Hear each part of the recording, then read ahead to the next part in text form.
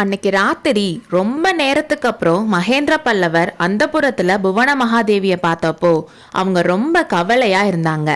பிரபு, இன்னைக்கு மந்திராலோசனையில உங்களுக்கும் மாமல்லனுக்கும் பெரிய வாக்குவாதமே நடந்துச்சாமே, 4 பேருக்கு முன்னால அப்பாவும் மகனும் சண்டை போட்டுக்கலாமான்னு கேட்டாங்க.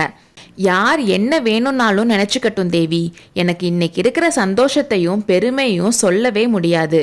இன்னைக்கு நரசிம்மன் பேசுனதெல்லாம் அர்ஜுனனும் அபிமன்யுவும் லக்ஷ்மணனும் பேச வேண்டிய வீரம் கலந்த வார்த்தைகள்.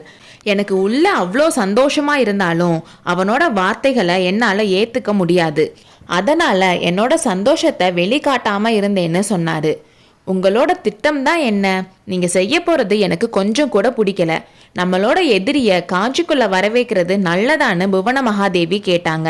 தேவி, இது என்ன பேச்சு? எதிரியா வந்தவரை நண்பனா திருப்பி அனுப்புறது பல்லவ வம்சத்துக்கு பெருமை தானே. என்னோட ஆசை என்னன்னு சொல்றேன் கேளு. என்னோட வாழ்நாள்ல உலகத்துல மறுபடியும் சத்யுகம் பிறக்கணும். நம்மளோட நாட்டுல இப்போதைக்கு 3 பெரிய சாம்ராஜ்யங்கள் இருக்கு.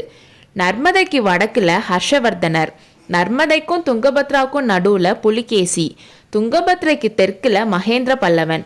இந்த 3 பேரும் ஒருத்தருக்கொருத்தர் சண்டை போட்டுட்டு இருந்தா இந்த நாடு நரகமா இருக்கும். அப்படி இல்லாம இந்த 3 பேரும் நண்பர்களா இருந்தா இந்த நாடே சொர்க்கமா இருக்கும். நாட்டுல வறுமை, பட்டினி, பஞ்சம்னு எதுவுமே இருக்காது. மக்கள் எல்லாரும் சந்தோஷமாவும் நிம்மதியாகவும் இருப்பாங்க. அது மட்டும் இல்லாம நான் என் சின்ன வயசுல ஒரு பகல் கனவு காண்பேன்.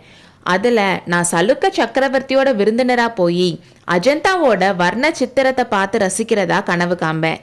அதுக்கப்புறம் வடக்குல கன்யாகுப்ஜத்துக்கு போய் ஹர்ஷவர்தனரோட 3 வருஷத்துக்கு ஒரு தடவை நடக்கிற ஆனந்த கலை விழால கலந்துக்கிட்டு அதை என்ஜாய் பண்ற மாதிரி கனவு காண்பேன்.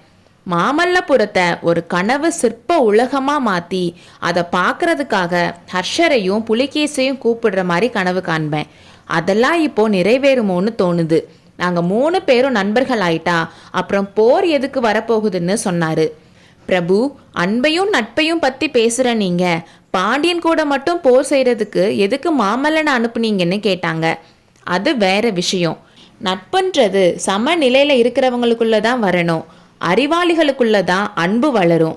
அறிவில்லாதவங்க கிட்டையும் அதிக பிரசங்கி கிட்டையும் அவங்க பண்ணதுக்கான தண்டனைய கொடுத்தே ஆகணும்னு சொன்னாரு. அடுத்த நாள் காஞ்சியே வேற மாதிரி இருந்துச்சு. ஏதோ ஒரு பெரிய திருவிழா வர மாதிரி எல்லாரும் ரொம்ப குதூகலமா இருந்தாங்க. வீடுகளையும் தெருக்களையும் அலங்காரம் பண்ண ஆரம்பிச்சாங்க. எல்லாரும் அவங்களோட பழைய வாழ்க்கைக்கு போயிட்டாங்க. எங்க பார்த்தாலும் ஜே ஜேன்னு இருந்துச்சு. மாமல்லர் எதிர்பார்த்த மாதிரி யுத்தம் நின்னனால எல்லாரும் அதிருப்தியில இருக்கிற மாதிரி தெரியல. மக்கள் எல்லாம் வாதாபி சக்கரவர்த்தி காஞ்சிக்கு வரப்போறாருன்னு தெரிஞ்சு ரொம்ப சந்தோஷமா இருக்கிற மாதிரி இருந்தாங்க. புலிகேசியோட சமாதான தூதன் வந்தா 5வது நாள் காஞ்சியோட வடக்கு கோட்டை வாசல் 8 மாசத்துக்கு அப்புறம் மறுபடியும் திறந்துச்சு. வாதாபி சக்கரவர்த்தி அவரோட சின்ன வயசுல பார்க்க ஆசைப்பட்ட கல்வியர் பெரிய காஞ்சி மாநகரத்துக்குள்ள வந்தாரு. அவரோட முக்கிய மந்திரிகள் 50 பேர் அவர் கூட வந்தாங்க. வெளிவாசலை தாண்டி உள்ள வந்ததும் அங்க அவரை வரவேற்கிறதுக்காக ரெடியா நின்னுட்டு இருந்த மகேந்திர பல்லவர் புலிகேசிய பார்த்தாரு. அந்த 2 பேரரசர்களோட கண்களும் பார்த்துச்சு.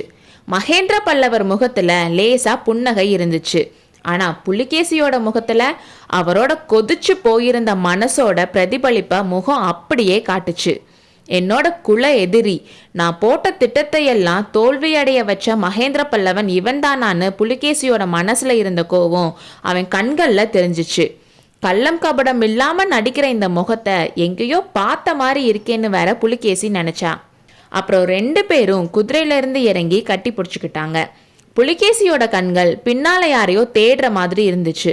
சத்யாச்சிரயா, யாரை தேடுறீங்கன்னு மகேந்திர பல்லவர் கேட்டதும், பல்லவேந்திரா, உங்களோட வீர புதல்வர் மாமல்லரை பத்தி எவ்வளவோ கேள்விப்பட்டிருக்கேன்.